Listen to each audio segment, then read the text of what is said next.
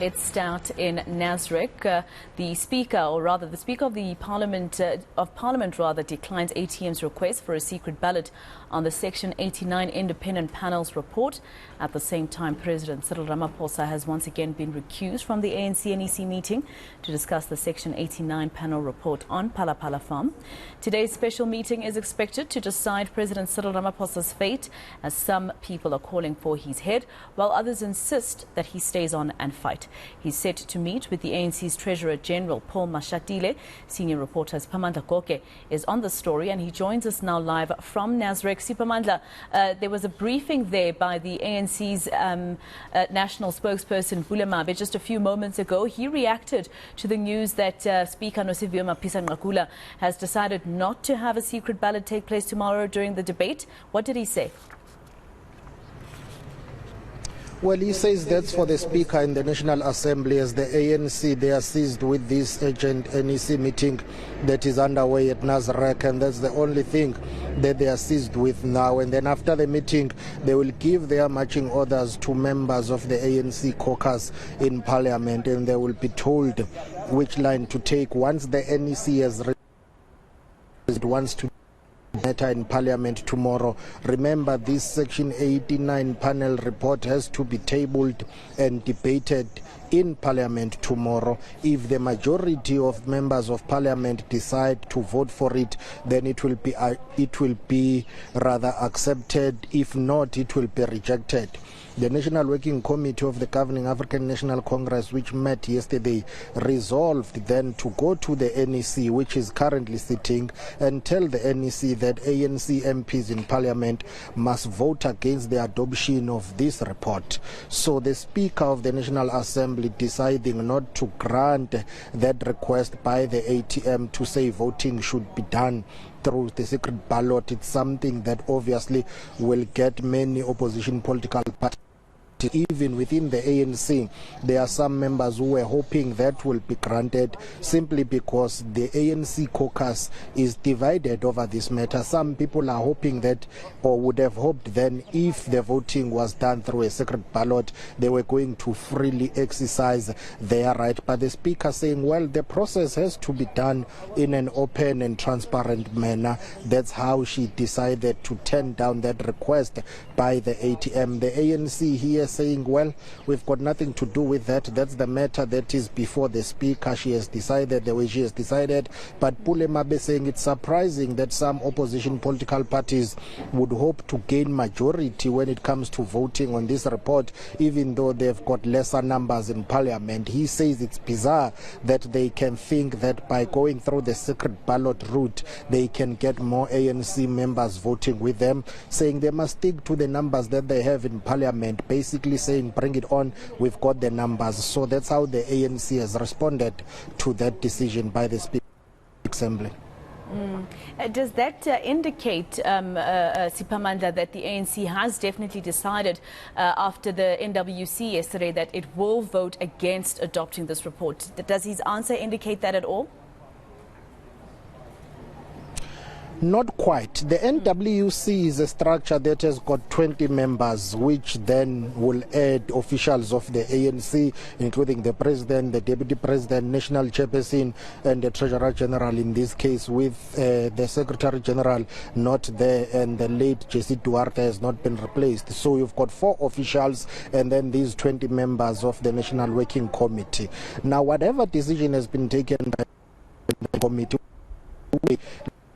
that it was the majority view, but not to say there were no opposing views. Some members of the NWC, who are members of the ANC NEC, spoke strongly against the voting against this report, in saying members of the ANC reflect, calling on President to do the right thing and assist the organization and resign. But not win the day.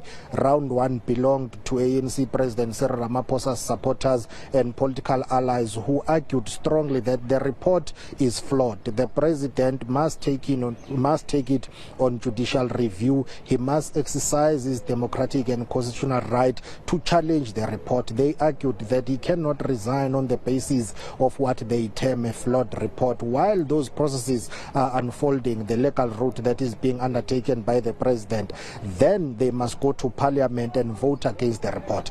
That was the recommendation of the NWC. Yeah. The highest decision-making body of the ANC in between conferences is the National Executive Committee. It has not resolved on the matter. It's still sitting. It's processing the report. ANC President Cyril Ramaphosa attended the meeting, made brief remarks, presented, and he was recused by the meeting. Now the meeting is deliberating with. Once a final decision has been taken by the NEC, it will be communicated to members of the ANC caucus in parliament to say, tomorrow when you vote in parliament, this is the party position. And President Cyril Ramaphosa has been recused, and Pule Mabe explains. This of the Section 89 report has attracted great public interest as it relates to the future of the African National Congress and its leader in the person of the president. We can assure you that it is capable of managing all of this. We have done so in the past, and we are going to do so now. When we merge out of this NEC, the Treasurer General would outline what is the position of the ANC to assure the citizens of this country that the ANC is still very much alive, and to outline and direct what our members of parliament are expected to do next year, tomorrow when they go to the National Assembly. So the president again asked to be recused. The NEC has accepted that recusal. He has been recused. All right, Sipa, I just thought him saying that maybe would give some idea that perhaps the NEC is going towards what the NWC or what the media is reporting the NWC is mostly recommending for tomorrow. So what's the way forward today, Sipa? I'm assuming that at some point the Treasurer General, who also is the SG and DSG of the ANC, will be speaking to you perhaps around lunchtime? Yes, that is the case, but allow me to briefly tell you that in the past in the ANC there have been instances whereby the NWC will take a resolution and recommend to the NEC, and the NEC will decide not to accept that recommendation. However, in line with ANC organizational processes, they always close ranks and take one position, but there are views that differ. So it will not be surprising if the NEC decides to accept the recommendation of the NWC, or it could be that the NEC may say, after reflecting, hang on, we do not think that this is the right thing to do. This is the line that we should take. So there are two options really. It's either to support, accept, or reject the recommendation of the NWC and come up with the recommendation and the resolution of the NEC. This afternoon we expect Paul Mashatile, the Treasurer General, to brief members of the media about what the NEC meeting would have resolved, which would have been communicated to ANC caucus members in parliament to say when they vote tomorrow, they should vote like this. But all to say, today's meeting is basically going to determine President Cyril Ramaphosa's fate. Whether he's staying or going, it will be decided by this meeting. All right, Sipa Mandla Koke, our senior reporter, live for us in at Nasrec. We'll catch up with Sipa a little later. I know he's got very good connections within the ANC, and hopefully he'll be able to give us information about what they've told him on the record.